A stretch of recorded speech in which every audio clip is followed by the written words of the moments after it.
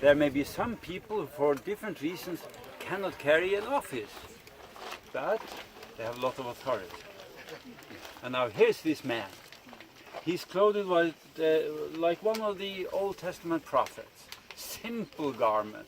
You know, it's a camel's wool. That's what he's wearing. And this reminds all of us of something that happened over here somewhere. There's the prophet Elijah. He's walking. He's gone for it's been a long day's journey. He and Elisha. And as they cross the river, it's a very exciting moment. Because here they stop and they've been followed. 50 students, theology students, are following up. And they're staring, what is going to happen now? And here is Elijah. He stops. And that's what the Bible says. He stops at the river. And here is Elisha, his servant. And as he stops, they all stare at him. What is now going to happen? They all know that he can make the water stop. They have such a confidence in Elijah. They know he can do it. But why does he stop? He rolls his garment, and there's plenty of time for Elisha to think. Because Elisha is the one who needs to think. And so he strikes the water, and the water stops flowing.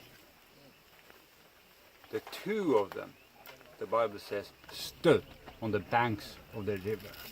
Why the two of them? Why did they stop?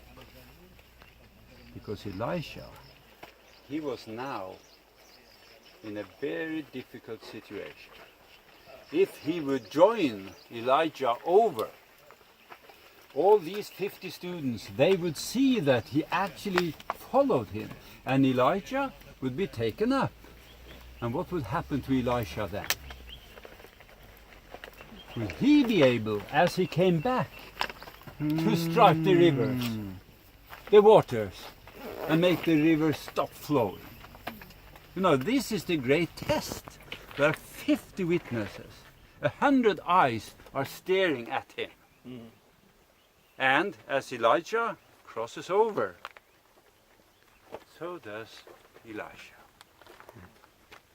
And they walk, and now it has become apparent, Elijah has understood that all the others, the whole day, they have known what was going to happen. He thought he was the only one. But now he understands. They all know. And so they start talking freely. And he gives advice to Elisha, and they talk together. Elijah asks him, so what do you want? Is there anything I can do for you?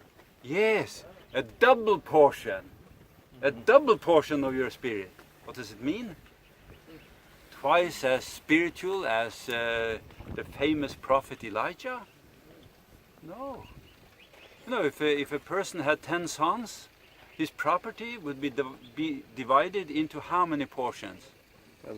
11. So he's actually just asking for the right of the firstborn to have 2 portions. He's not asking for the same as Elijah had. But anyway, as they walk, suddenly there are the horses and the whatever, and Elijah is taken up. But the question is, he lost something. On the way to heaven, he lost something. What did he lose? The mantle. The mantle. Mm-hmm. He was not going to function as a prophet up there. They didn't need any prophets. God was there. So he lost it. And as he lost it, Elisha looks down. Here is the mantle. It's the one Elijah put on my shoulders, he remembers, when he called me. Now here it is. Elijah is gone. Will I take that mantle? Will I carry that responsibility? So he bends low, takes it up, but he does something before he puts it on. What does he do? He takes off his old garment and tears it to pieces. That is over and done with. And the problem for so many who want to follow the Lord is that they don't tear asunder the old stuff. The old man is not buried. He's not on the cross. He's just continue living in there. People are baptized alive. They should be baptized dead. Dead to the old man. But here is Elisha. He is torn it asunder, takes the prophetic mantle, puts it on, but now comes the test. How is his faith? You know, it would be possible if it happened there. He could have gone in another direction. He could have crossed over somewhere else, and no one would have seen him, and everything would be fine. But he doesn't do that. He walks back to the same place, and lo and behold, here they are. 100 eyes, 50 people staring at him. He is now on the other side. And what does the book say? The book says that he stopped. He was standing there on the banks of the river Jordan. And here they are, the 50 theology students. And so, they're staring at him. What will happen now? Is Elisha the real one? The one who is going to take over after Elijah? That's the question. So what does he do? He stops. He gives them time to look at him.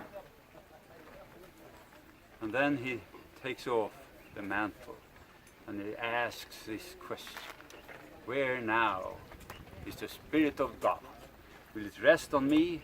That's the underlying, you know, is what they're all waiting for. Am I the right one? Will I have the authority of God to function in the prophetic ministry? And so it takes the garment he has taken off, it takes it and the mantle and strikes the water, and it opens up. You know, there's a lot of encouragement in that story for me. You know, and I meditate on it sometimes. Have I really torn asunder the old stuff? Have I said goodbye to that previous life? And we need to do it every day, don't we? But anyway, time has been passing, and now there's another one at the river here, clothed in the same kind of clothes, that simple mantle. And it's such a contrast between him and the authorities, because he looks like a poor man, and the food he ate, you know, rumors spread around. This fellow, you know, he doesn't have the ice cream, he doesn't have this and that. It's nothing. It's just that simple stuff. And look at him, the way he's been dressed. And so people sense that this man, he has dedicated himself fully to the Lord. He's not like the priests in those beautiful garments. And so the ordinary people, they flock around him. But now comes the day. Here they are. Look, Jerusalem up there, and a lot of people around him here on the banks on this side. They cross over while he's talking, and suddenly they just walk straight in through the crowd. And the people, you know, they used to show a lot of respect for these people, beautifully dressed. These are the ones coming from Jerusalem. And they walk straight up to him. And what do they say? Who are you? Can you imagine? In the middle of his sermon, who are you? He understands, you know, he understands what they're after. No. I am not the Messiah. English Bibles, I'm not the Christ. Same thing. I'm not the Messiah. So are you Elijah? I'm not Elijah. I'm not the prophet they were expecting. So who are you then? Oh, I'm a voice crying in the wilderness. That's who I am. Preparing the way for the Lord. You have a calling to prepare the way of the Lord. That's why we are here. Because that's our calling, to prepare the way of the Lord. Amen. So please remember these two incidents. We may have a similar experience as Elijah. If Jesus shall come tomorrow or while we are still alive, taken up there. And we will also lose quite a few things. Everything we have will be gone, but we'll be at home. Amen. And meanwhile, let us be like voices crying in the wilderness.